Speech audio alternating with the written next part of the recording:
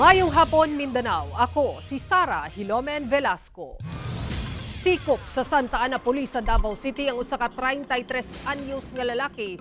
Human gireklamong naglugos matud pa og 15 anyos nga lalaki. Atong saro ng detalye sa live report ni John D. Esteban. John D. Sara, nahitabo matud pa kini sulod sa internet cafe nga giparag-iyahan sa suspect. Aniya ang ako ang eksklusibong report.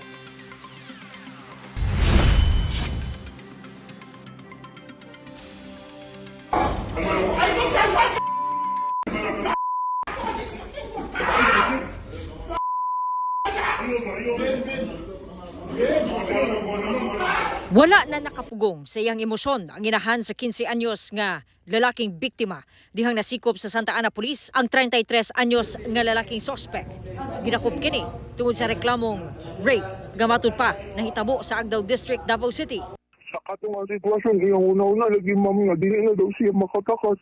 Nipiyong na lang daw siya o pasagdaan na lang si madam sa iyang gibuhat kay para mahuman na daw ma'am baon niya makadagan na siya, makaulit na siya sa balay.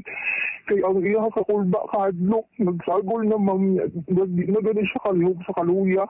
Base sa investigasyon, miadto ang minor de edad sa usa ka internet cafe nga giparag-iyahan mismo sa suspect aron magdula og computer games. Walay laing customer anang tungura hinungdan nga gipahimuslan sa suspect ang higayon. Giduol ang bata ug kalit nga gigunitan ang pribadong parte sa lawas niini. Wala pa na kontento ang suspect pugsanon matud pa niyang gidala ang biktima sulod sa kwarto sa internet cafe ug didto na hingpit nga gihilabtan ang minor de edad. Human sa hitabo, daling mipauli ang biktima ug misumbong sa iyang lola. Human ini, daling gipahibalo ang iyahang inahan kinsa daling mipasang atog reklamo sa kapulisan. Ano na ako ma'am na ipakulong din na siya. Forever na siya makulong. Kay dili lalim ang iyang gibuhat sa akong anak. Siya nakulong siya physically, kami nakulong mi mentally. Adlaon lang siya kung ilang. Ang single mom ko pag-ring sa iyo, ma'am ba? Ang gamitan na ko sa buhay. Tapos, hindi ko mas kapusan lang. Kasamtang ang balhog sa custodial facility ang suspect kinsa midubili una sa paghatag og pahayag o reaksyon sa GMA Regional TV 1 Mindanao. Ga-info sa mga dari, atuan dayon na mo ang suspect and naabtan na mo ang suspect nga naalang muralag walay nahitabo. So sulod pa man siya sa atuang standard operating procedure na pwede pa nato siya dakpon without a warrant of arrest. So motong amo ang gi-execute ato nga time ma'am. Gi-arrest na mo ang suspect or ang accused through a warrantless arrest po.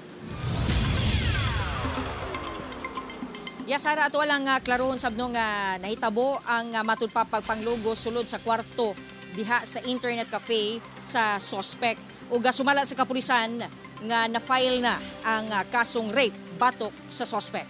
Sara. Okay, daghang salamat, John D. Esteban.